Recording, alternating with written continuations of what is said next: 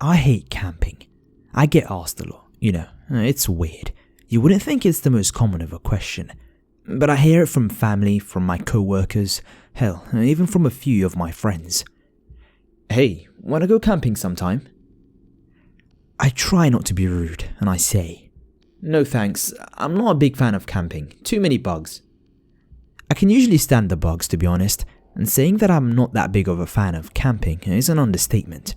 Because the thought of camping, spending the night in a tent in the wilderness away from the roads, buildings and electricity, well, it sounds pretty shitty. I hate camping. I try not to think about the last time I went camping, but the other day, a co-worker, Zach, brought it up to me. He said, I'm thinking of planning a big fishing trip weekend after next in Deckers. Calvin and Will said that they'd be down. You in? Maybe. Where would we stay? Deckers, a small town about 100 miles into the Rockies, wasn't known for its selection of hotels. Zach told me, well, I was assuming that we'd just camp right beside the river. Bought a brand new car. That probably doesn't seem relevant, and maybe it isn't. But what is relevant is how it affected me. See, I wasn't really myself that week. I was kind of floating through life, spaced out, in my own little world. I was spending my dwindling free time wandering the old suburban neighborhood that I'd grown up in, feeling sorry for myself. Mostly, I wandered alone. But I had good friends back then, and sometimes they wandered with me. My best friend, his name was August, noticed that I was a broken shell of a human being. He wanted to help. He must have. I think you're spending too much around here, bro. August was a short kid, but he was athletic and handsome. He thought that he was an expert when it came to girl problems. What do you mean? I mean that you're spending all of your time around all the places that you and Sarah used to go. I can see it getting to you. You should just get away for the weekend. I grimaced. I can't spare the weekend. I'm driving up to Silverthorne Saturday night to see my older brother before I leave. What about just Friday night? We could go camping, bro. We were driving somewhere, I think, while we were talking. I don't remember where, but that isn't important. The only reason I'm sure that we were driving is because I remember swerving a little when he suggested it. I guess I was never much of a camper. I haven't been camping since we were in Boy Scouts. It'd be good for you, man. We could get everybody to go. It'd be a good last hurrah, So, we went camping. Not all of our friends could get permission from their parents to go, but some did. There were 7 of us. It was August and I, 2 girls named Lindsay and Morgan, a guy named Chris, and a couple, Matt and Dana. We left Friday afternoon. Well, that's not entirely true. August, Lindsay, Morgan, Chris and I left Friday afternoon. Dana had work until 6 p.m, so she and Matt were going to drive up separately from us that evening. The campground we had chosen was a mountain trail about 50 miles west of where we lived. It wasn't that long a drive, but it was in the mountains, away from civilization, and most of all, you didn't have to pay to get in. The name of the campground was Rampart Range. I spaced out pretty hard during the drive up. Everyone was going out of their way to cheer me up, but I was having trouble getting my mind completely clear. I read off the directions that we'd printed from the MapQuest website so Morgan, who was driving, could get there, but I wasn't really aware of where we were going. I was still in my own little world. Maybe if I was a little more lucid, I would have reconsidered the trip in its entirety. The 5 of us got to the trail at about 4 p.m. There were a bunch of different trails in Rampart Range, so we chose one near the entrance. Morgan parked the car and we climbed out onto the dry grass. I groaned and stretched to get rid of the kinks that the drive had put in my neck. I looked around. There was a small trail that ran through some trees, about 20 feet from where we parked. Shall we? August suggested. He was eager as ever. We started hiking down the trail to find a place to camp. We hiked for about 30 minutes until the trail led to a small clearing that was deserted. It had a place for a fire pit, probably set up by a park ranger or the owners of the trail. The clearing looks like it got plenty of use. I could see a few empty beer cans and cigarette butts near one edge of the camp. The aesthetic wasn't pleasing, but hey, beggars can't be choosers. We set up camp. Camp consisted of a small fire and 3 tents. One tent was smaller, and we had reserved that one for Matt and Dana when they get there. The other 2 were the same size, so 2 people, Chris and Morgan, if I recall correctly, slept in one tent, and the rest of us, August, Lindsay and I, slept in the other. I don't remember how we came to that arrangement, but I remember being mad that I was crammed into a tent with 2 other people. I have to admit that the fresh mountain air and the hiking were doing me good. I was on the way to forgetting my worries, and I was truly enjoying the time we were spending in the mountains. I remember that we climbed a bunch of huge rocks that we found in the woods near our campsite, and that August, Chris and I played hacky sack, while Morgan and Lindsay tried to get the fire going. At around 7:30, something hit me. I realized that Matt and Dana hadn't shown up yet. It was going to get dark soon. The sky was already that shade of orange it becomes when the sun starts setting. They wouldn't be able to find the trail in the dark. I tapped the contact for Matt in my phone, trying to call him. Phone reception was pretty spotty in the mountains, and he wasn't picking up. At around 8, I could feel myself growing frustrated. Either Matt was ignoring me, or his cell phone wasn't working, or wasn't getting service, or some shit. I took a break from calling and left my phone in my tent. It was sitting neatly on top of my sleeping bag, where I'd be able to get to it easily if Matt called back. Chris and August were sitting around the fire roasting hot dogs. I sat down next to them. It was already getting dark. You couldn't see past the trees at the edge of the camp anymore. But the fire was glowing fairly brightly, so I tried not to worry about Matt and Dana. Chris and August were talking about high school and all of the kids we had known, but would probably never see again. I listened for a while, until Lindsay interrupted. "Hey, your phone has been buzzing for like the last 30 minutes, she said, putting my phone in my hand. "Oh shit, thanks for telling me," I replied. "Anytime." Lindsay smiled. 8 missed calls from Dana and Matt. Fuck, I thought. I called Matt back as soon as I could. The reception was still pretty bad, but he picked up. "Hello? Hey Matt, where are you guys? It's already dark here." "We're fucking lost in this stupid place, man. Who the fuck chose this campground?" "Calm down. Describe what you see. I'll help you navigate." "I see trees and rocks and literally nothing else." "Matt, try to be helpful here." Matt handed the phone to Dana. Her tone was more relaxed than Matt's.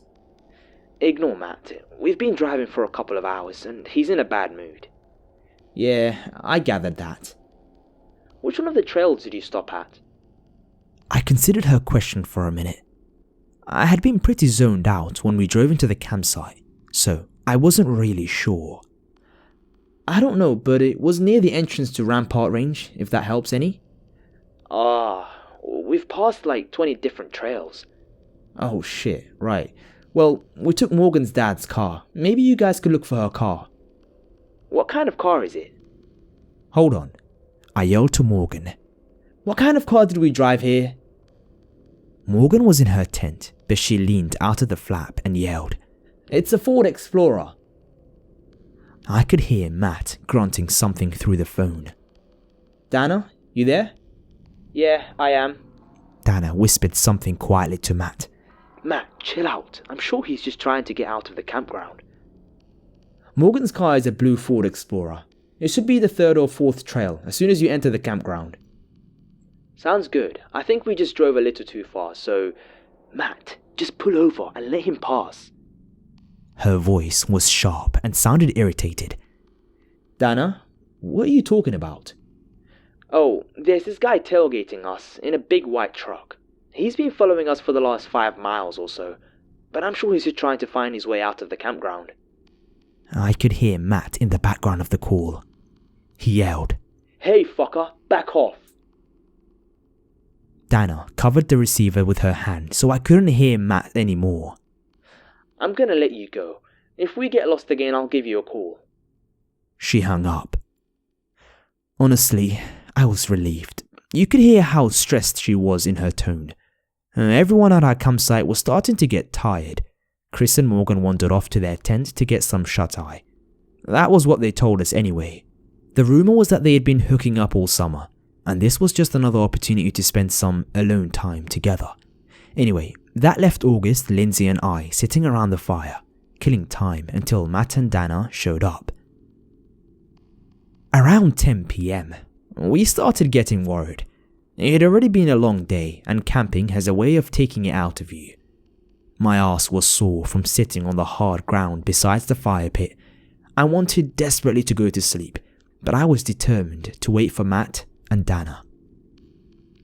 I was considering calling Matt again while August and Lindsay were talking about a mutual friend of ours named Peter, and how he had decided to go to Europe for a year instead of going to college.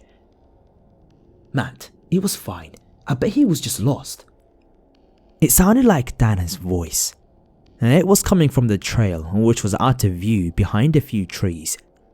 I stood up and walked towards the trail. Matt and Dana looked like they had been walking for the last hour or so. They were covered in dirt and pine needles. Their eyes were bloodshot and strained. There were bugs underneath their eyes, and Matt walked with a slight limp.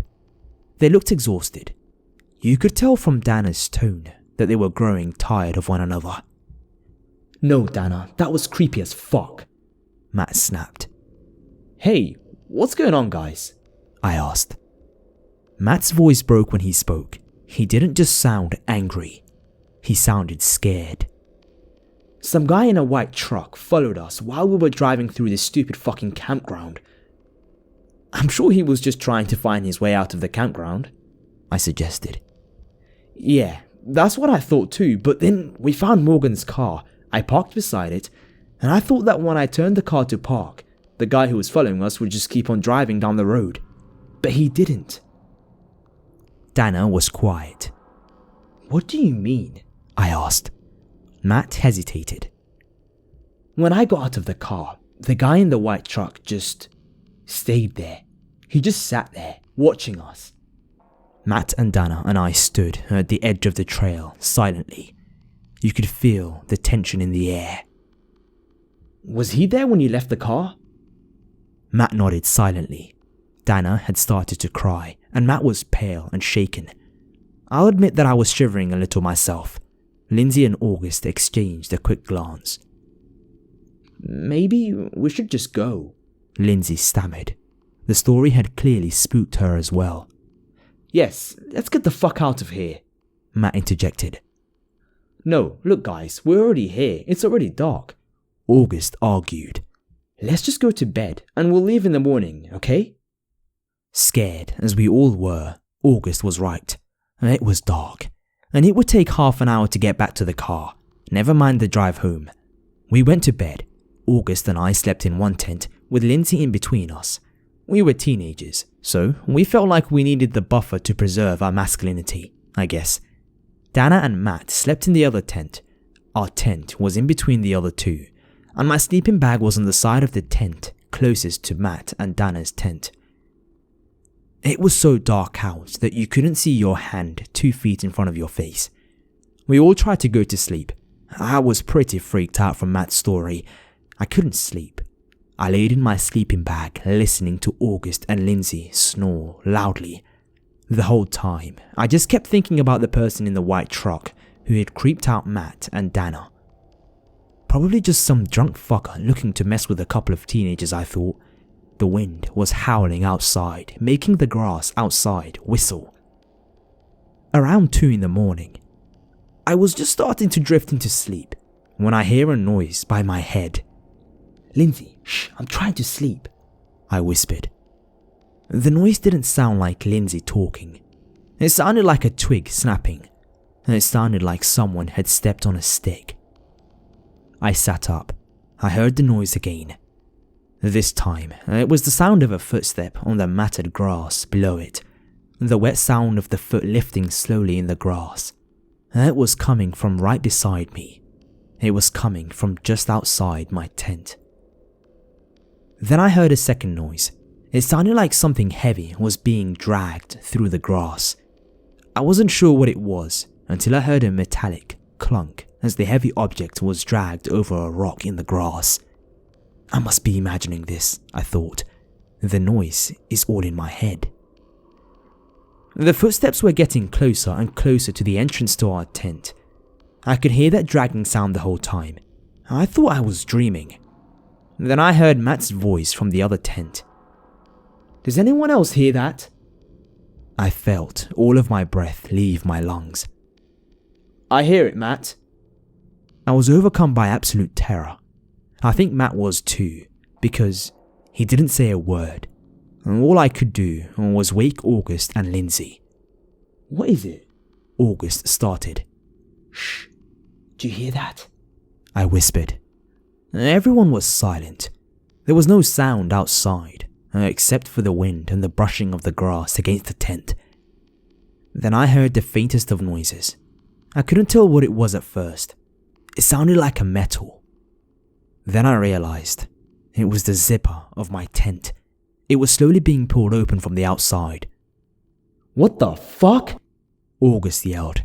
The second he yelled, the noise stopped, and whoever or whatever was unzipping our tent started running. You could hear its heavy footsteps sprint through the campsite.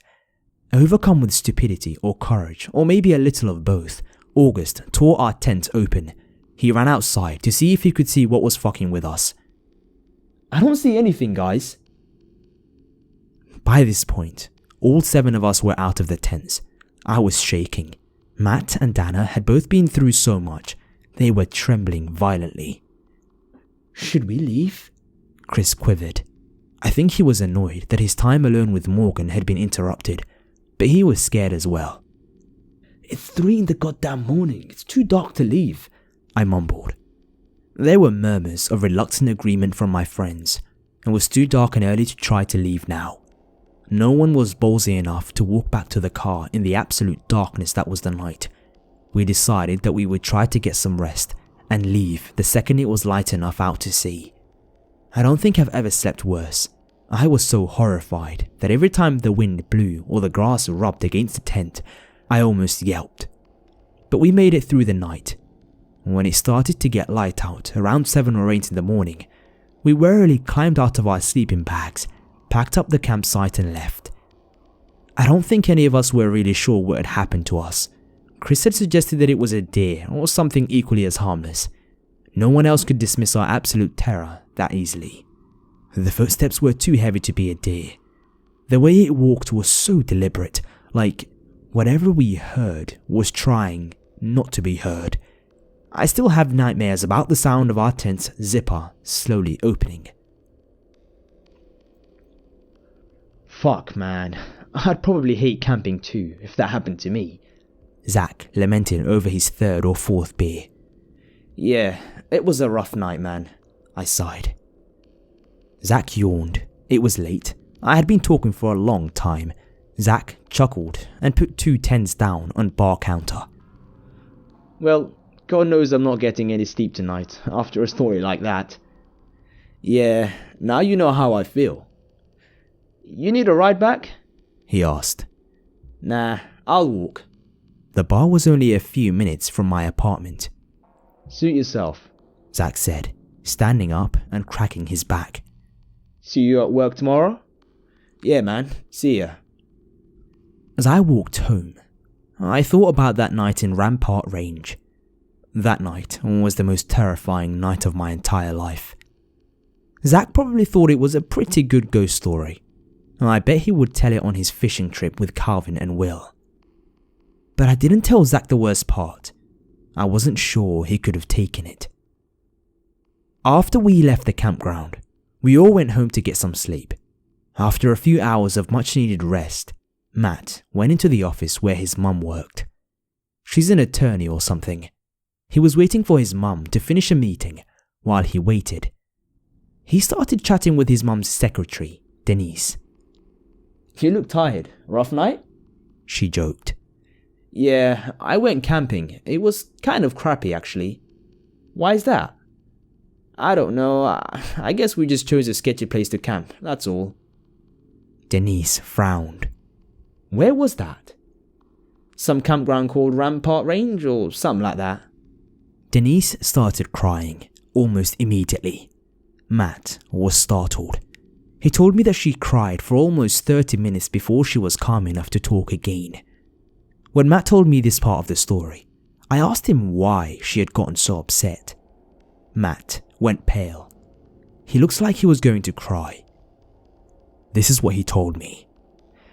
Denise said that her son went camping in Rampart Range a few months ago. He and his friends were attacked by someone at their campground. Their attacker ripped open their tent in the middle of the night. Her son's friends were found a day later by a park ranger, beaten within an inch of their life. The attacker had used a heavy metal hammer on them, but they got off lucky. Denise's son's body was found dismembered and strewn violently throughout the campsite. They never found the guy who did it. I hate camping.